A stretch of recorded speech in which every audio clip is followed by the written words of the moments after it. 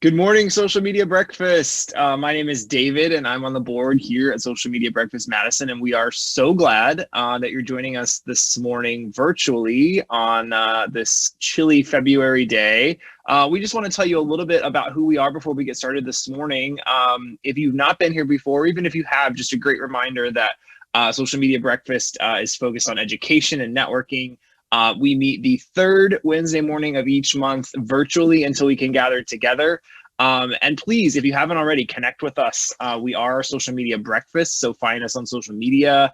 We're on all of the platforms. And then also, if you're interested in any scholarship money right now, I know that we know that things are tough and times are difficult and money is tight, but we would love to help if we can. So please check out our website if you'd like to apply for a scholarship. Also, please meet our board. These are the people that I have the pleasure of working with on a regular basis to help make this happen. We are a very active working board, and we are so grateful to be able to do this and to put this together for you all. If you'd like to join us again, there's always the opportunity to do so. You can check out our website for the application for that as well, which leads nicely into getting involved. Right now, we are still virtual, obviously, so we don't have as much of a need for volunteers, but there are always opportunities to do things if you'd like to get involved with us. We're always looking for speakers. We need sponsors to help make this continue to make this a free thing that we get to do. So all of that information, again, is on our website. I keep pointing you there, but just want to make sure to drive that point home. Also, please join our Facebook group. If you're not already in it, it's just search in the search bar on Facebook, Social Media Madison Masterminds. It's a bit of a mouthful, but if you just type that in the search, it'll pop right up. And please join it. There's lots of stuff happening in that group, whether it's just sort of people pinging questions off of one another, looking for resources or references or recommendations. It's a great place to be, just to sort of chat with fellow marketers and social media experts in the area. So we're also very, very excited about next month. We're going to be talking with Katie Grant from the Wisconsin Department of Natural Resources about TikTok. So if you've ever had questions about TikTok, or if you're just maybe you're already an expert and you just want to kind of tune in just for fun, regardless of where you're at on the spectrum, we'd love to have you. So please mark that down. I think it's going to be a really good one. We want to thank our sponsors this morning. As always, I alluded to it earlier, but we could not do this without them, truly. Their support is what allows us to do this and make it free for you. And so we just are so grateful to our sponsors as well as our partner creators. This is just not something that we could do without their support. Speaking of sponsors, we'd like to give a quick shout out to our friends at DreamBank. And I want to throw it over to Andy to just talk really quickly about what DreamBank is. Good morning, Andy. Good morning, David. Hello, everybody. Thank you all for tuning in today. Yeah, really excited to share with you some really cool developments at DreamBank. But firstly, for those of you who maybe aren't familiar, DreamBank is a free community resource that is located in the heart of Madison, Wisconsin on the East Washington corridor in the Spark building. But we are put on by American Family Insurance and dedicated to helping inspire people to pursue their dreams. In large part, that's done through the programs that we offer. So since about the end of last March in 2020, we've been putting out roughly a video a day, an event a day, virtually on our Facebook page, done through live streaming. Really happy with how that turned out. Typically, we're in our brick and mortar location, and we've just gotten into the swing of things of hosting social media breakfast. So I miss everybody. I miss chatting and having those conversations in the morning, and hopefully we can get back there once it's safe. But as I mentioned, putting out roughly a video a day. There's one that I really want to highlight in particular, though, that's coming up actually tomorrow. It's with Matthew A. Cherry. He's a writer and director of the Academy Award-winning animated short film Hair Love. It's one of our events that are honoring Black History Month, but I will go ahead and throw the registration link in there. We're going to air the video, and then there's going to be kind of a fireside chat with American Family Insurance Chief of Staff Tyler Whipple after with Matthew H. Cherry. So should be a really good event. We put in a lot of work into this and really proud of this. So hope to see you all there, and I will kick it back to David. Thank you so much, Andy, and definitely check all of that out, guys, because it's the stuff they're doing is really fantastic. So we are about ready for our main event. A couple more quick things. I just want to remind you during Brian's chat talk this morning, if you have questions, please post them on social media, and I will be back at the end to put those out to Brian, and we can kind of chat about those. But before we do that, I want to introduce Sherry from The Big Share. We are excited this morning that she's here, and she's going to give a bit of a talk about who they are, and yeah, I'm going to throw it over to you, Sherry. Hi there. Thank you so much. I'm Sherry Dubiel, the Executive Director of Community Shares of Wisconsin. We are the host of the Big Share Online Giving Day. And we started the Big Share back, our first Big Share was back in 2015. And the entire time we've worked on the Big Share, we've been in partnership and communicating with folks from Social Media Madison. Our Big Share started through an agreement and research with Lou Friedland from the UW School of Journalism. And we've had a number of interns through the School of Journalism. So social media is the core of the Big Share, and it is the way we raise money. And we have been encouraging our member nonprofits, this will now be our 7th year, to not only look at social media as a way to raise money, but as a way to build their movements. And for those who aren't aware, Community Shares of Wisconsin is a federated fundraising organization focused on social and environmental justice. And this year, as we all know, we're still dealing with the COVID crisis. And last year, and we continue to recognize that the Black Lives Matter movement has been encouraging us and teaching us how much more we need to do for racial justice. And so 2021 is a great time for us to continue to make social justice and environmental justice our focus. And so we encourage you to check out the Big Share on Tuesday, March 2nd. We'll have a kickoff event on Monday night with some drag bingo. And we'll have prizes for the nonprofits throughout the day and a number of great events and activities. We'll be live streaming all day long. And so please show up to thebigshare.org and check us out and donate to the 70 awesome nonprofits working on social and environmental justice in your community. Thank you. That's wonderful. Thank you so much, Sherry, for that. We're just so pleased to have you with us this morning to share a little bit more about what that is. So last but certainly not least, before we get to Brian, I'm going to introduce my fellow board member, Hannah, who's going to introduce our nonprofit spotlight for this month, and then she will introduce Brian. So Hannah, over to you. Hi, everyone. As you know, we do a nonprofit spotlight every month. You can apply on our website. This month's nonprofit is Movin Out, and they partner with people who have disabilities, their families, their allies to create and sustain community integrated, safe, and affordable housing. They offer information, advice, referrals, and resources for home ownership, home repair for safety and accessibility, rental housing for households with low to moderate incomes. They primarily serve income-qualified households that include a person who has permanent disability of any kind, whether intellectual, physical, or mental. Movin Out also develops new multi-unit family housing, with most units affordable for low to moderate income households. COVID-19 is having a profound impact on the population that they serve. It's exacerbating already stark racial disparities in household income and disability. People are losing their jobs and struggling to make rent or mortgage payments. Movin Out is working as hard as possible to raise money to help our clients, their clients, avoid losing their homes and to make safe, affordable, community integrated housing available. So you can learn more at movin-out.org. And we have the social channels up as well. So now for the main event, I am so excited to introduce Brian Lee. Brian is the president of Revelation PR, Advertising, and Social Media, and an instructor at Madison College. He's also a digital marketing specialist for the Wisconsin Center for Business Intelligence. We're so excited to have him here today to talk about how to prepare for a crisis, say there's a new COVID coming or a crisis at your organization in terms of messaging, what to do and how to avoid common mistakes. I'm so excited for this presentation. Thank you, Brian, for being with us. Thank you, Hannah, for the introduction, and good morning, everyone.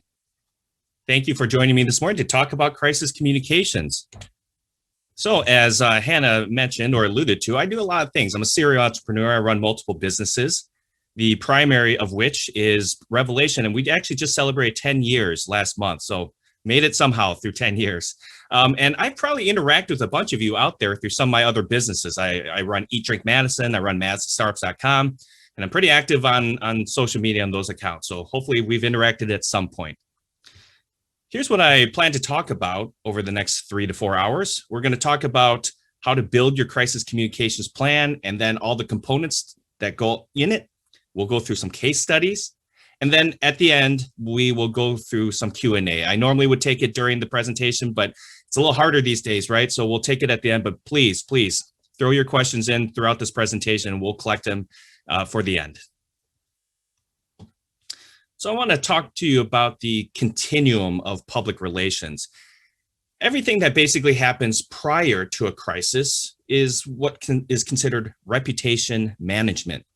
So these are things like advertising and marketing and branding, but it's also things like community relations, corporate social responsibility, D&I initiatives, all those things to build a company or an organization's reputation. Then a crisis occurs, and then everything that follows becomes crisis communications management. And as a result, the main goals of crisis communications, as you can see here, rebuilding that trust you've spent so much time creating, reestablishing that reputation that you spent so much time building up. But here's a major component of crisis communications. It's the operations side. It's getting back to what you were doing before, and possibly even improving upon what you were doing before. This is the big key in the world of PR and marketing. It's why we sit and deserve a seat at the C-suite, right? Because it's not just doing the marketing and social media posts and graphic design and websites and all that stuff.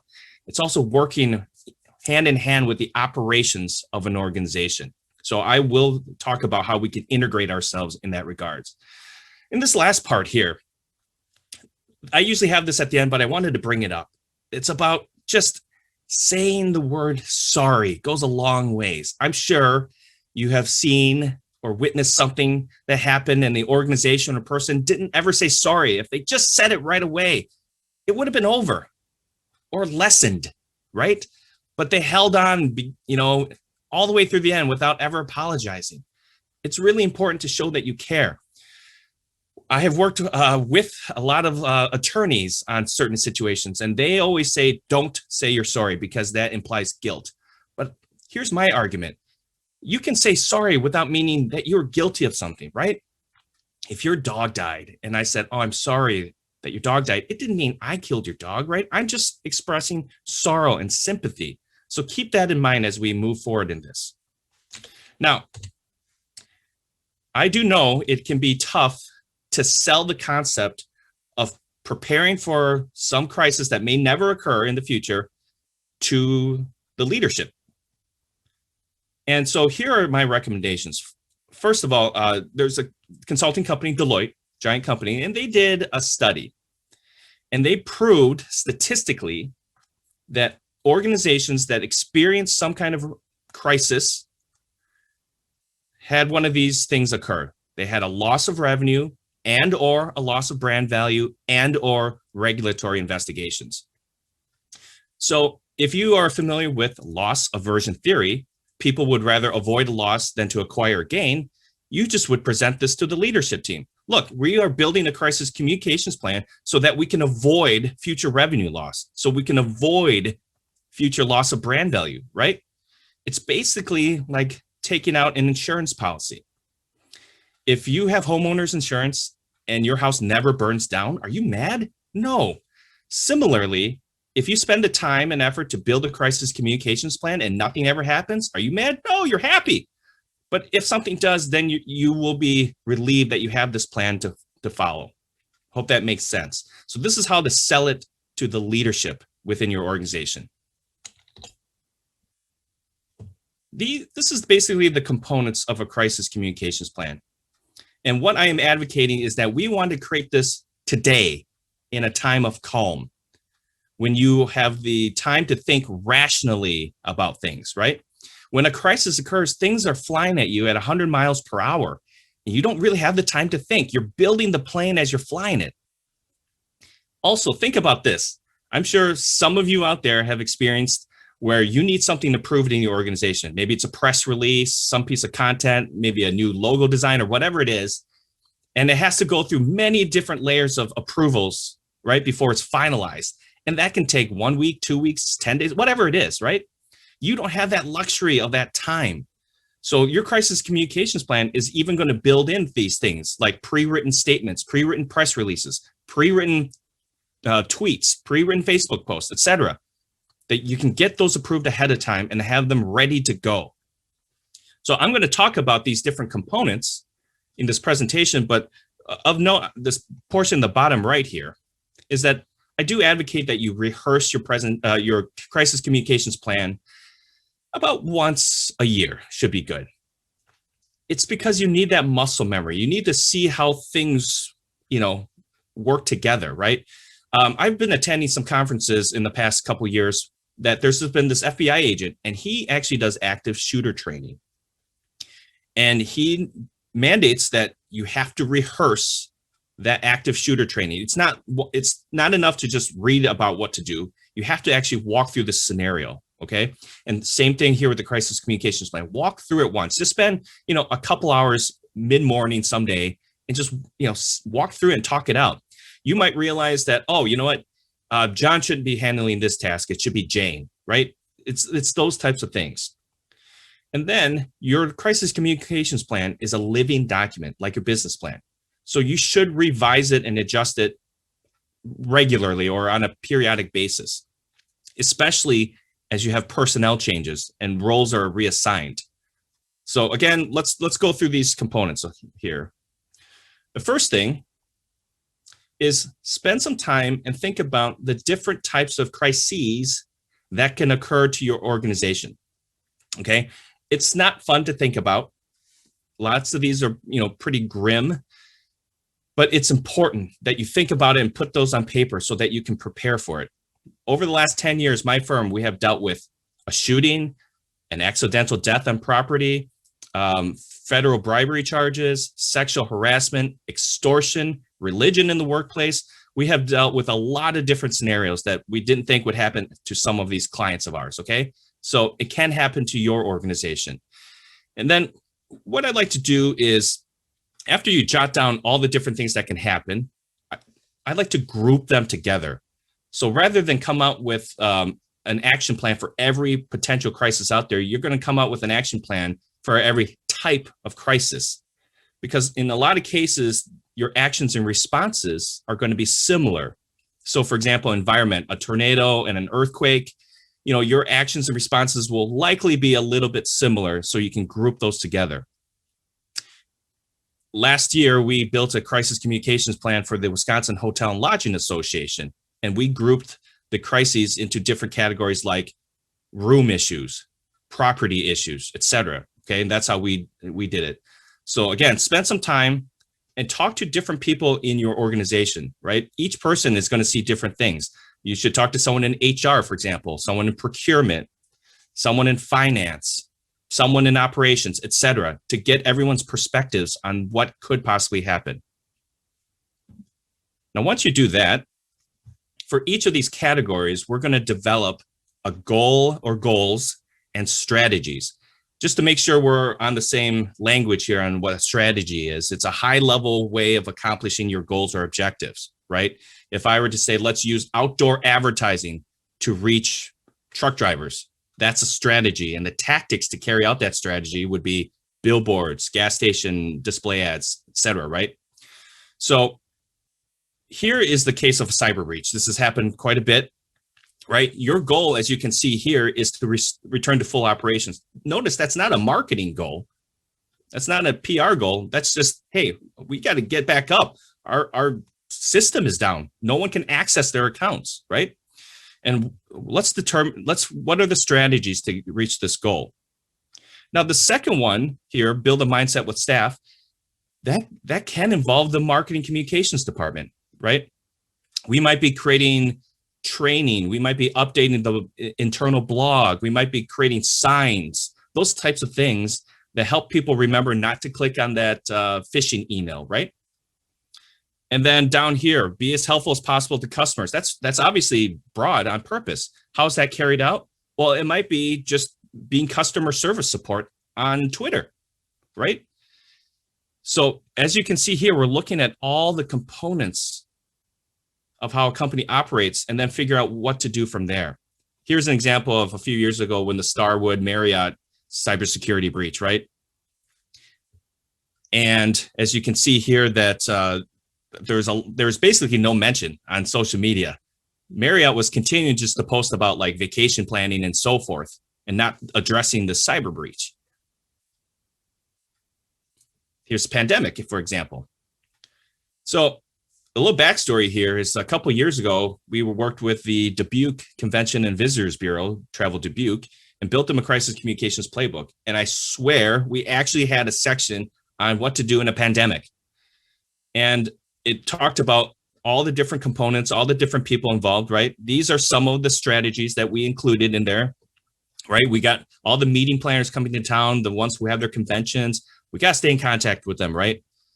Here's one that, it doesn't seem like you need to include, but we did. We wanted to make sure this was written in there about, hey, we totally understand, even though our contract says you can't cancel, we'll let you cancel. That, that type of that thought, right? And then having ample information out there. So having these types of notes written in advance is helpful. We developed these call trees about knowing who to call in the public health department, who to call within the city, the vendors, the partners, the police actually was, we had that too. So think about this. When something like this occurs and you're not ready, you're just thinking on the spot, like, what do I do? Who's the first person I need to call? What do I say, right? Again, we did this, a full year in advance before anything happened. And now I've been in communications with them to say, hey, how can we further revise this portion of the plan, right? Now that we've gone through it, what can we do to update it and make it even better? So again, we're going to go through your crises, group them together and develop a goal and strategies. Then the next portion is to figure out your target audiences. And I use audience in the same sense that we would in marketing communications, right? It doesn't mean your customer. It just means someone to whom you need to communicate for whatever reason. And the number one, the primary audience in any crisis has to be internal audiences, right? So if you're a hospital, it's going to be your staff, right? Physicians, nurses, pharmacists, etc. But it's also your volunteers, your board of directors, those types of people. Those are all internal audiences, right? You have to communicate to them first. They should never have to read about what your organization is doing, in the newspaper. So target them first and let them know what your organization is doing, right? So that they are not left in the dark. And it helps to kill the rumor mill, especially if there's pending layoffs or an merger and acquisition. You got to communicate to internal audiences right away. And if anything, over the last year, we have more tools at our disposal on how to communicate, right? We now know Zoom and Teams and Google Meet and everything else, but we also have tools like Slack and Trello and Choir and all those other project management tools out there, right? So make sure to communicate what is going on. And then I really especially like this last point here is to remind your organization, the internal audiences, what your communications policies are, right? For example, you might say, hey, if any member of the media contacts you, please redirect that call to our designated spokesperson, Brian, okay? You shouldn't have your person in HR or procurement or whomever it is have to answer questions, right? That is a typical thing that the media might do, is just call someone else to get a quote, okay? Make sure you remind people of your communications policies. That might also say, hey, be careful about what you put on social media, right? Because we want to be able to control the message from our designated spokesperson or spokespeople. Now, after you reach out to your internal audiences, then that's when you go to everyone else, right? Your members, customers, etc. But don't neglect your internal audiences. It has to be your top priority. Okay. Now that we have our goals and strategies and we figure out our audiences, now it's important to think about the actions and responses. It's not just responses. Like I said earlier, we're going to work with the operations and take action. So this is just a generic one, okay? These are things that you're typically going to do with basically every crisis, okay? You have to acknowledge the situation. I can't tell you how many organizations try to hide something going on. And here's the dilemma that I know they face, because I've had this discussion many times. Well, Brian, not many people know about this. So if we go out there and admit to this, then a bunch of people who would never have known about it are going to know about it. I present the counter argument. If you don't tell people and then they do find out, they're much more angry at you because it's like you're trying to hide something. So it's better to acknowledge the situation right off the bat. And that way you can control the narrative right away. You control the narrative, you control the messaging. Your messaging is out there first, and then everything else follows under that, right? So that's why you should acknowledge the situation. Obviously, a lot of us out there are preloading our social media posts, scheduling them weeks, months in advance, right? Take those down. A few years ago, Equifax, if you remember, they had to breach. People's social security numbers were stolen. That was like a Wednesday, I think. And then Friday, they had this tweet here, Happy Friday. Ooh, whoops, forgot to take that down, huh? So you don't want these, your promotional marketing messages out there when you're dealing with something that's quite negative. For those of you who are doing media buys, make sure to, whether it's traditional or online, make sure to pause those campaigns as well. And then this should seem obvious, but strive for transparency. Keep people up to date with what you're doing. Even if you're not doing anything, just let them know, hey, we're still working on this right now. We have nothing else to update you on, but we will soon when we do, okay? That type of thing. Obviously, being defensive or elusive just makes things worse. That's why, again, acknowledge the situation right away at the beginning. And then the earlier point I made right at the beginning of this presentation is that about expressing empathy. That's so important in today's world. We can't be this nameless, faceless entity, corporation, organization, right? We're all humans, this human to human interaction. And as humans, we got to say, I'm really sorry that this happened, right? I know it's, maybe it wasn't our fault right now, but I still understand how this is very frustrating, right? Those types of statements really go a long ways. And then after you develop these actions, then you're going to have the responses, right? You're going to have these pre-written statements so that if someone has to do a press release, a press conference, or someone is doing a media interview, or you're posting on your website or your e-newsletter or your social media channels, that you all have the exact right wording, okay? So again, these things will be written ahead of time and approved ahead of time. So that all you have to do is just copy and paste, because time is of the essence during a crisis. My firm dealt a lot with this in the past year, okay, with the COVID outbreaks in a business. So what are the actions here? Well, one of the things that's important in the world of crisis communications management is showing that you're changing internally to prevent that situation from happening again. If you do absolutely nothing, then the public thinks, well, what's going to change? What's to stop this situation from happening again, right? With this organization that we were helping, they had major embezzlement. From two people stole a lot of money from this organization, okay? And they had to completely change their operating procedures and how they handle money. One person received the money, right? One person documented the receipt of that money. A different person deposited in the bank, right? They're tripling the amount of people involved to have these checks and balances. So that's why it's important to do the action portion, right? So, hey, we are going to do a deep sanitation, and then we're going to go over our policies and procedures again with staff. Make sure they're really up to date with how to be safe and healthy and all that, right? That's the action we're going to take. And then here are responses, right? We're going to talk about this in the last point. Here, we are going over safety protocols again with our staff. We're doing another deep clean, etc., right?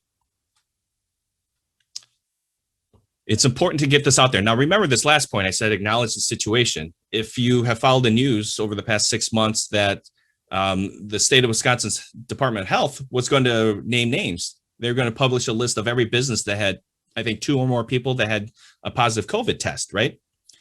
And there were a lot of businesses that were worried because they never revealed it in the first place. And, they're going to get caught red-handed, right? So that's why acknowledge the situation in advance. So you can see these types of things. Look, we're just being very honest. We had 5 staff members test positive. Those employees are now in self-quarantine, right? Everyone else is getting tested. We're going through all the procedures again.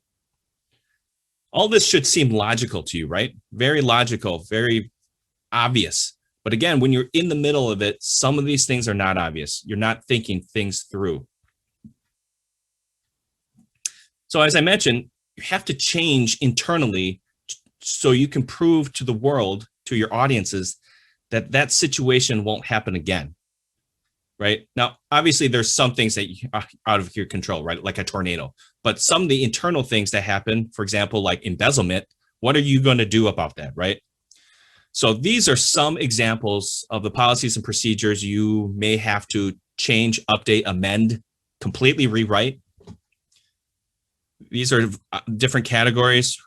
In that sexual harassment situation, my firm worked on, we actually had to advise the organization that they had to rewrite that or bolster their sexual harassment and employee conduct policy because it was, for lack of a better term, weak, right? So, it was doing that type of thing and then having people go through training. Social media usage is a big one, right? Someone posts something wrong or incorrect or vulgar or profane or insulting or whatever on social media, right? I have sat through a lot of presentations from employment relations lawyers, and you should know that the law apparently sides with the employee more so than the employer. So make sure that your language is locked in pretty tight.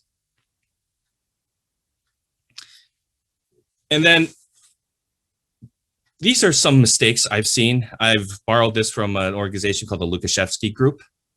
These are typical mistakes, as I mentioned before, like denial, right? Just get it out there. But the one I want to talk about is victim confusion. So let me give you an example. Let's say I'm drinking a glass of water and I spill that water on you and now you're all wet. And then I say, well, darn it, that's too bad for me because now I don't have any water to drink and I'm very thirsty. Does that make sense? Am I the victim in this? No, it's you because I spilled my water on you, right? And now you're drenched. You are the victim in this situation, right? And that situation happens again and again. A few years ago, the Susan G. Komen Foundation announced that they're going to pull their funding from Planned Parenthood. That caused an uproar, right? And the CEO at that time issued this statement: scurrilous accusations being hurled. First of all, I don't even know what scurrilous means. Okay, I had to look that up in a dictionary. Okay, scurrilous accusations being hurled at this organization are profoundly hurtful to so many of us. Is Susan G. Komen Foundation the victim here? No. Is it the people who can't use Planned Parenthood because Planned Parenthood now doesn't have the funding anymore? Yes, those are the actual victims.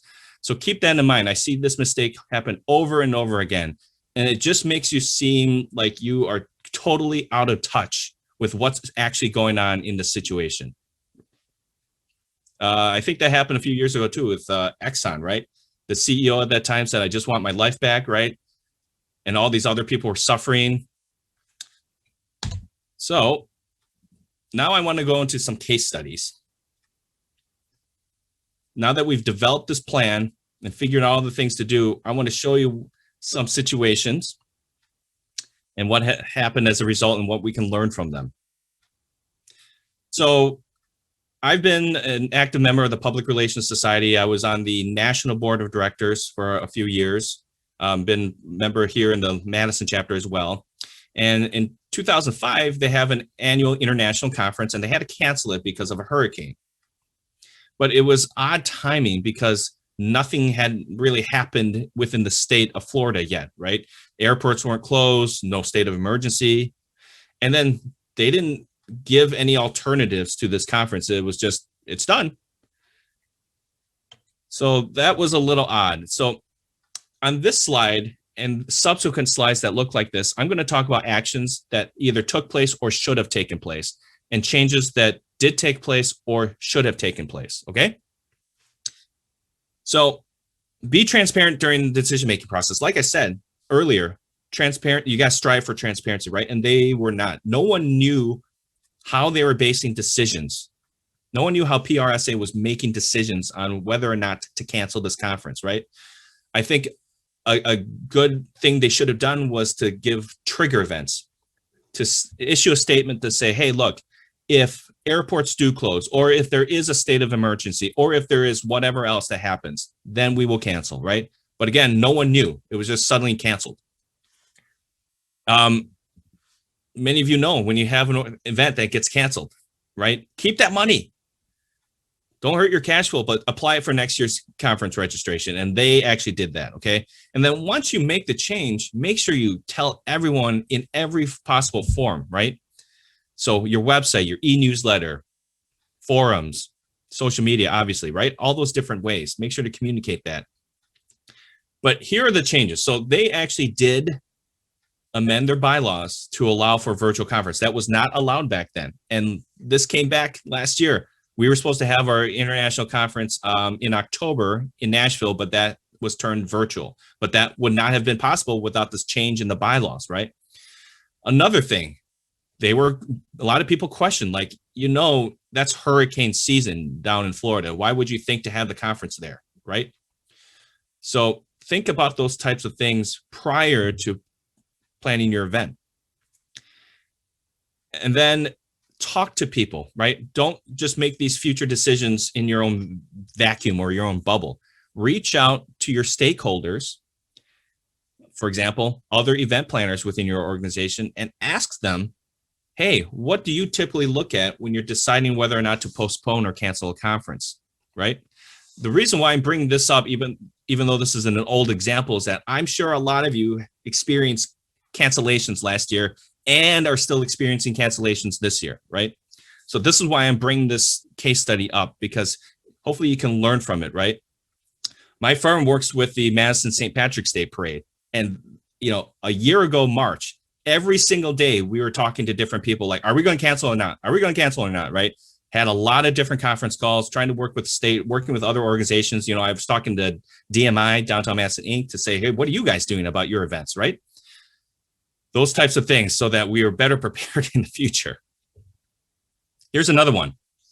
I'm bringing this one back. This is from a few years ago with the Black Lives Matter movement. If you recall, there were a lot of protests across the country, and Pepsi came out with this ad in which Kendall Jenner sort of halts the tension, I'll say it that way, by giving a Pepsi to a police officer.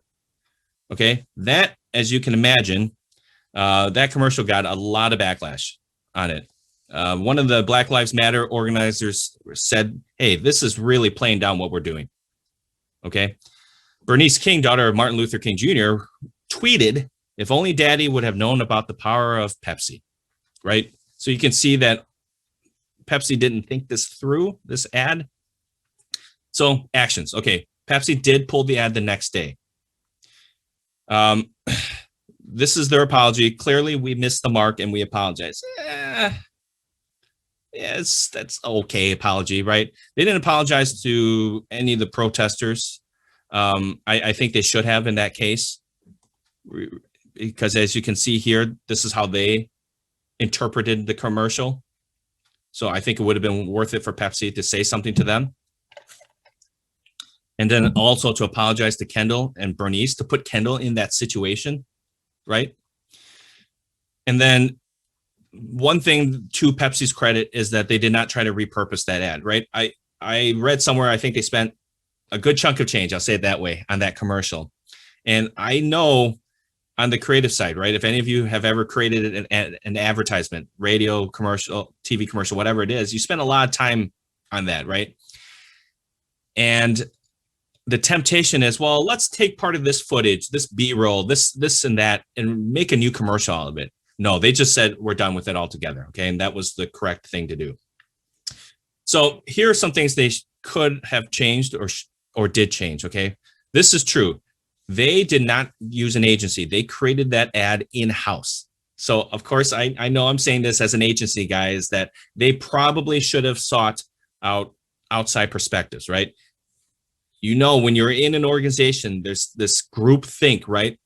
You're in the weeds of it, that it's hard to see outside of it, right? It's hard to see the forest outside the trees, that type of thinking, right?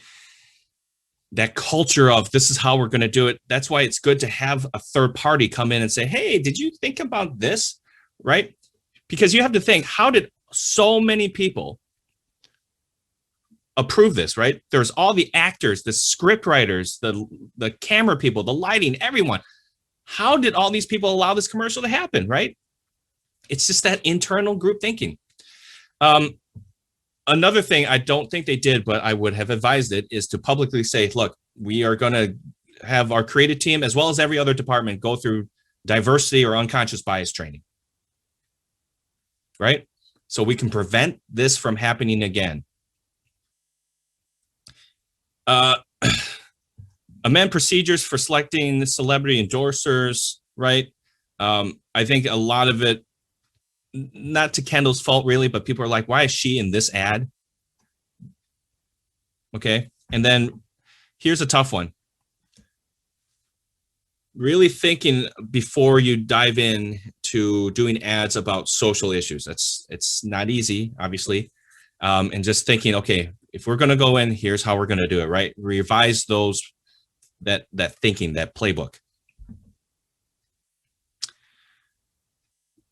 In a crisis communications presentation, you knew I had to bring in the airlines, okay? Even though this is from like 4 years ago, whatever it is, I couldn't resist, right? Everyone, all of us here who have ever flown has experienced some kind of thing with the an airline, probably to not this extent, hopefully, okay? So for those of you who have forgotten, a passenger was forcibly removed, but United Airlines termed it reaccommodated, because the flight was oversold and they needed the seats for other United Airlines crew members, not passengers. Like, hey, we got another crew here and we need to take your seats, okay? And so one of the guys, Dr. Dow, they dragged off the airplane to get his seat. And the CEO of United Airlines, his first apology, I use that in quotation marks, as you can see, he said, this is an upsetting event to all of us here at United. Do you remember what I said about victim confusion?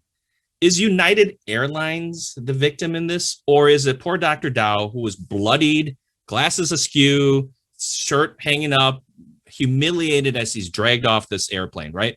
Is he the victim? So that's an insensitive statement to make, because it's, again, misidentifying the victim in this situation. And then let me sidebar a little bit to talk about one of the philosophies my firm follows, which is heart over head, okay? In a lot of situations, marketing, PR, advertising, right? Emotions overpower logic. This is why we don't sell features of a product or service. You know, we're selling the benefits, right? Apple, as you know, they don't sell the features of the iPhone. They show you that you can use FaceTime to connect with loved ones across the country, right? The emotional appeal. And unfortunately, this is often not done in the world of crisis communications. Here, the CEOs using logic. Hey, these were our policies, okay? Our policies say when we need extra seats for crew members, we will take people off. It's in our policies. Well, who the heck knows any airline's policies, right? No one's going to go online and read some like 200-page document. That's, empathy.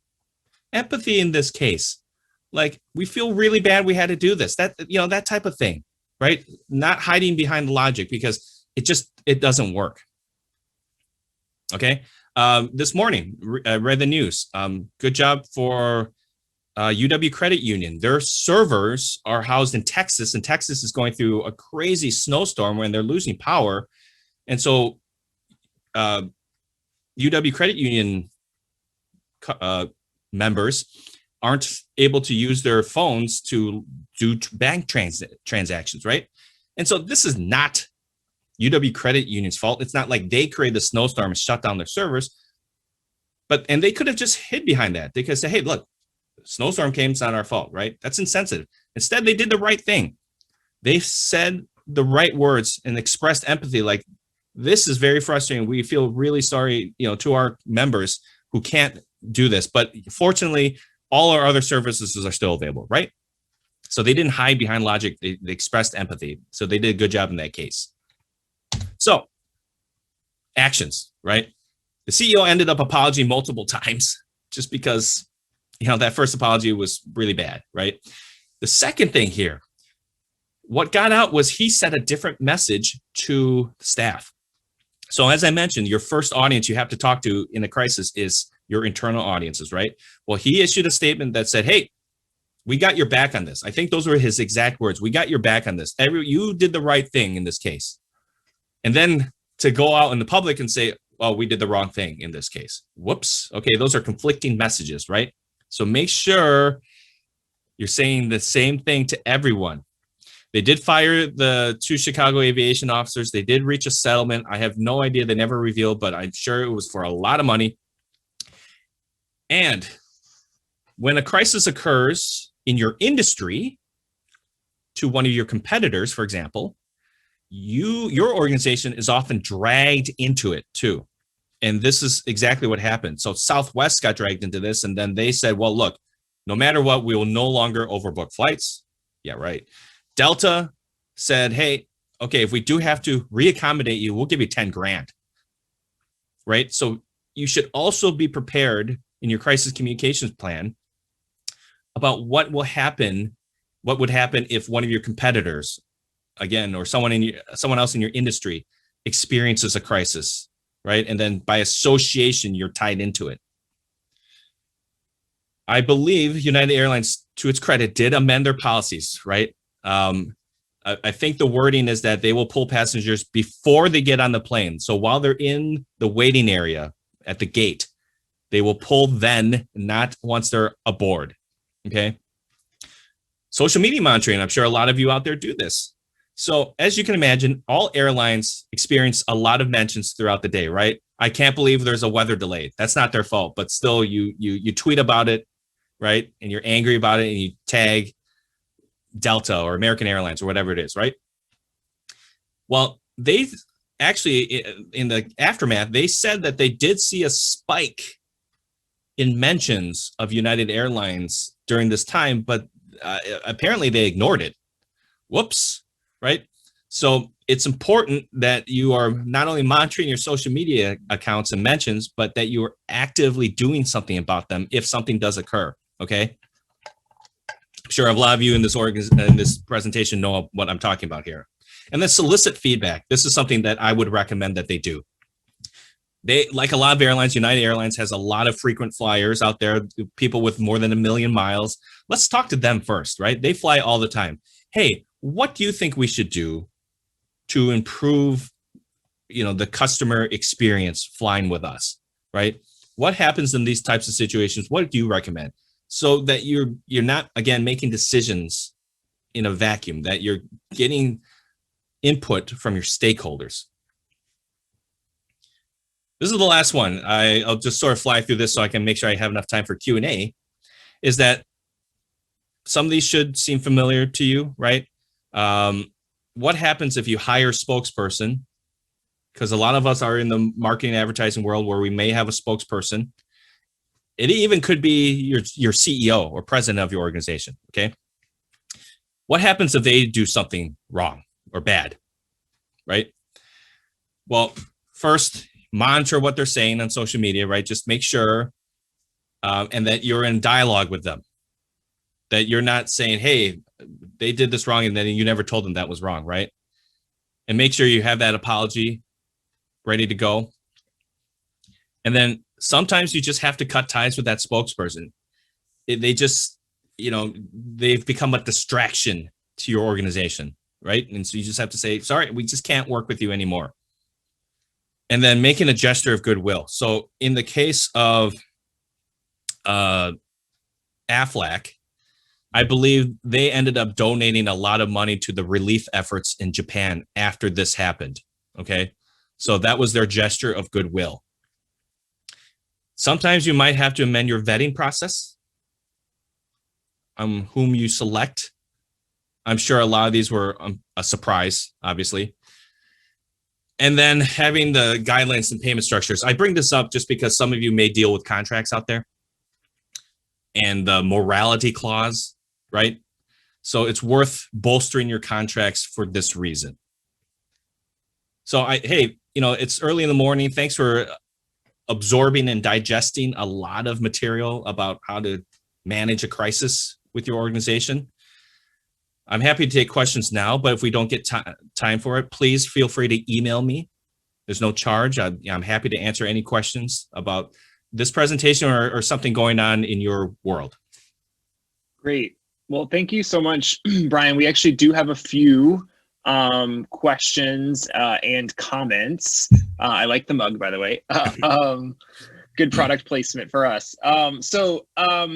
Just first of all, our actually one of our sponsors, Suttle-Straus, said that they are currently updating their crisis communication plan. So this topic is great timing. There's a question from Heather. Heather asks, how do you share empathetic statements without sounding trite or elusive? So the example that Heather gives is, I'm sorry that happened, which can be read by customers as, but we didn't do anything wrong. Great. Thanks for that question, Heather. So I'm going to answer this in a couple ways. First of all, it's good that you're even apologizing, right? As I said earlier, so many organizations don't say anything, and it just makes matters worse. It makes it seem like you're insensitive or indifferent to their situation, right? I typically would prefer to just say, I am so sorry, period, versus I'm sorry that happened, or I'm sorry you felt that way, right? Those insincere apologies. So really, it's shortening that sentence to say, I am so sorry, I complete, and then period, right? That's it. Then the next sentence would put them on you on the same level with them. I can completely understand how this situation is very frustrating or aggravating, whatever it is, right? So you are saying, look, I get it. I completely get it. And then the next portion would be, here's what we're going to do about it. So I'm sorry, period. I completely understand how this is very frustrating, period. Here's what we're going to do about it. Absolutely. Yeah, no, that's great. And to be honest with you, probably a lot of what you said in addition to that answer could be applied in real life to our relationships as well, right? Not just in business or in professional settings. Yes, exactly right.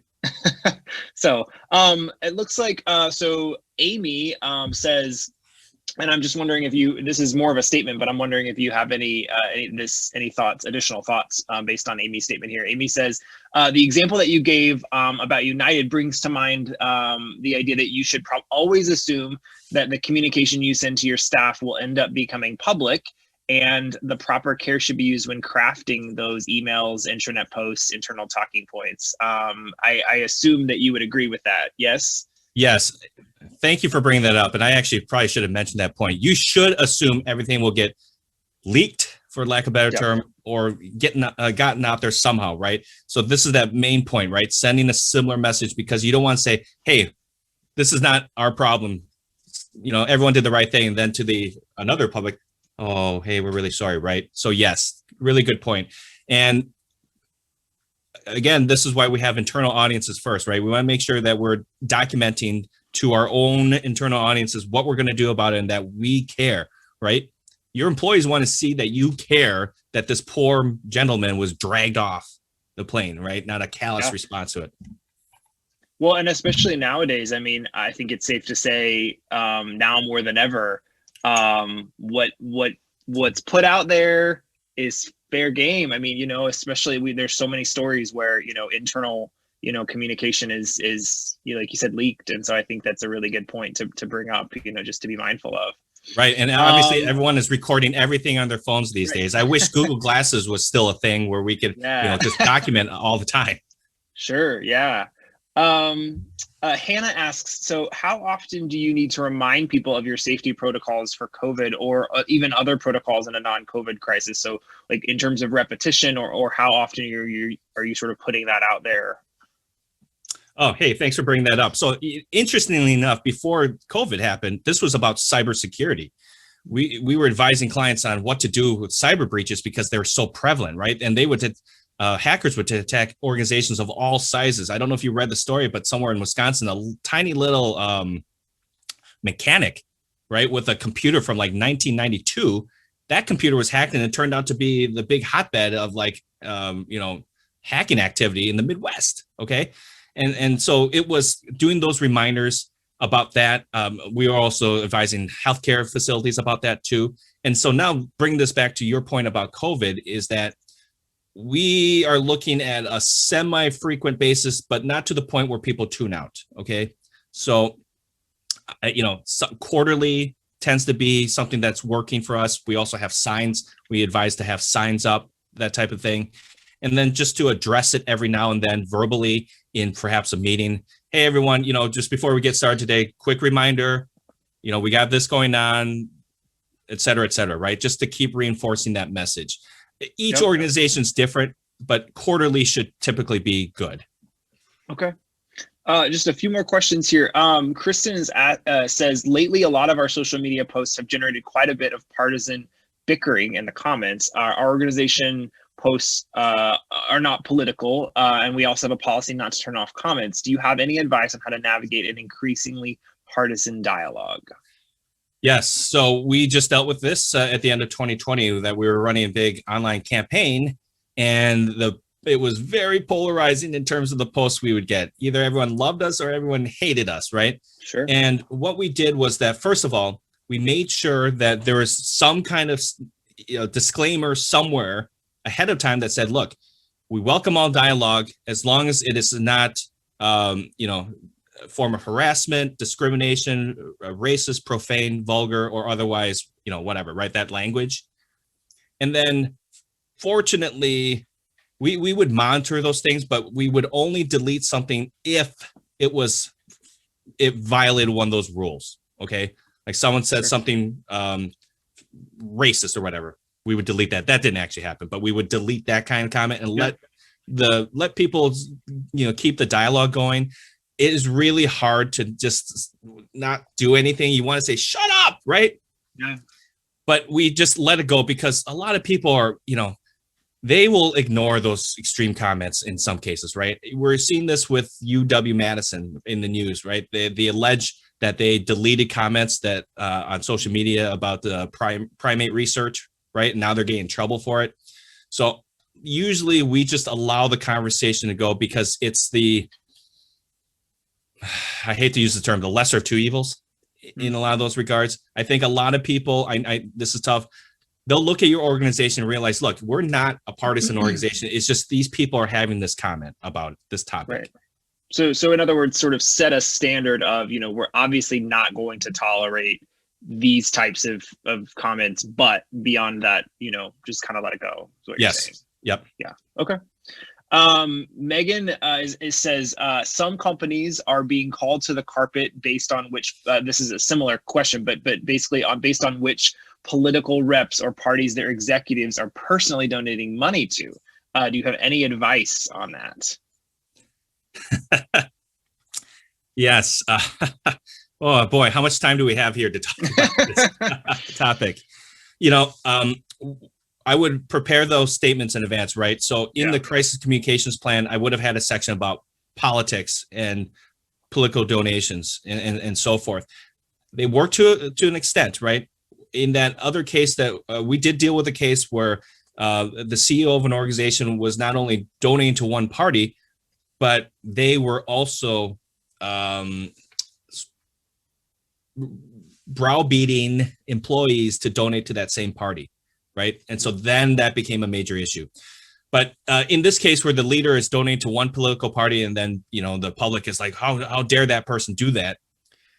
You got to have that kind of comment where you're not insensitive to that, but just, bringing it back to like people have the right to donate, right? That type of thing doesn't mean that CEO's opinions and beliefs, promulgate throughout our entire organization, right? This is my short answer of how to answer that. Yeah. Oh, I understand. And full, disclaimer, it is a very nuanced, sounds like a very nuanced question. So you're only able to give this much, but I appreciate you trying to anyways. And then I think our last question is a couple parts to TJ's question. I think the question that TJ is asking is about, how do you define a crisis when you're developing a plan?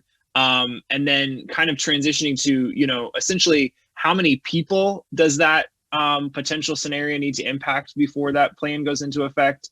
And then the last part of the question, which I think is actually, kind of an interesting piece, is just how do you craft a crisis communication plan right now when it seems that, most things, it feels like almost anything that an individual organization may do or say could be deemed offensive.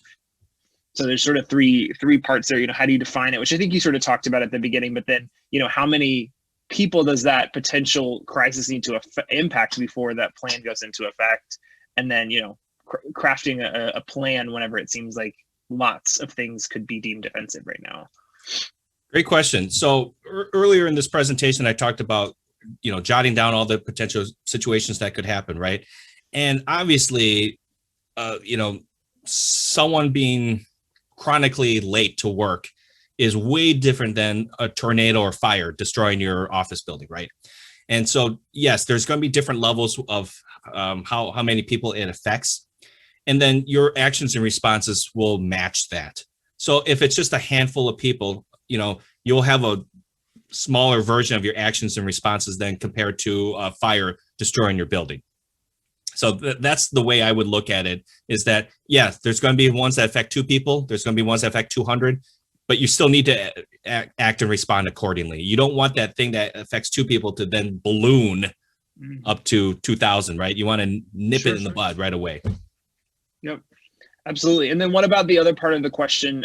Just, how do you craft a plan or a statement right now, just with the knowledge that, it does feel like to some, I think, you could say things that could be offensive to anyone right now. It definitely feels like, everyone's guard is up, and understandably so, right?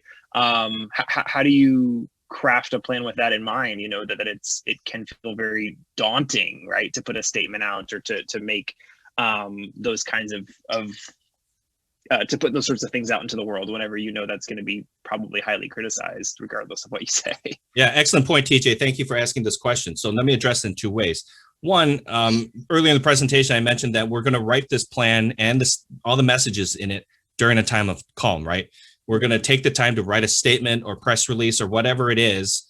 Now, make sure that everyone can wordsmith it as much as it needs to make sure that it's a safe message that's not going to get dissected and blown up, right? So we're going to take that time, because during a crisis, you don't have the luxury to think through very thoroughly about that message that you put out there. Then the other part of this is that I would, as I mentioned, revise your plan on a regular basis, let's say quarterly. It might be a little bit much, maybe once to twice a year tops, okay? And you're going to go through those messages and look at it with a new set of eyes on it to say, oh, okay, well, that statement made sense then, but now with what's happened in the world, we have to change the statement again, okay? So that's how I would do this, because you're right. A message that worked a year ago may not work today, which is why we do revise. Yeah, absolutely. Well, Brian, thank you so much for your time today. I think this has been exceptionally not just helpful, but timely, given where we're at in the world. Thank you so much for your time, for your expertise. We really appreciate it. And again, you want to let folks know how they can reach you and find you if they have additional questions or want to work with you. Yeah, anyone, please feel free to email me. It's brian@revelation.agency. Again, I'm happy to answer any questions, especially if I didn't get to your question today or didn't answer it fully. Please don't hesitate to reach out to me. And thank you, everyone, for attending today. I really appreciate it. Yeah, absolutely. Thank you so much. And Social Media Breakfast friends, we will see you next month. We're going to be talking all about TikTok. We'll see you then. Bye.